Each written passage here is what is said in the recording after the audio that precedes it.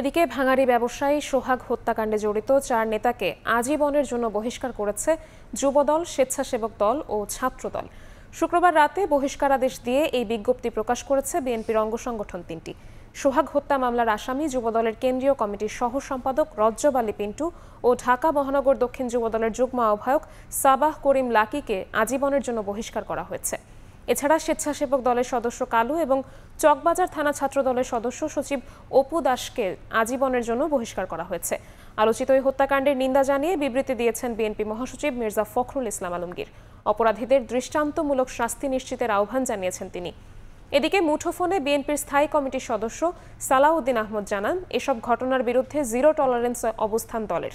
জড়িতদের বিরুদ্ধে দলীয় ব্যবস্থা গ্রহণের পাশাপাশি আইনি পদক্ষেপ নেওয়ার আহ্বান জানান এই বিএনপি নেতা। আমরা এই সমস্ত অনাচারের বিরুদ্ধে জিরো টলারেন্সে আছে। এফআইআর এর কাগজটা হাতে পেয়েছে।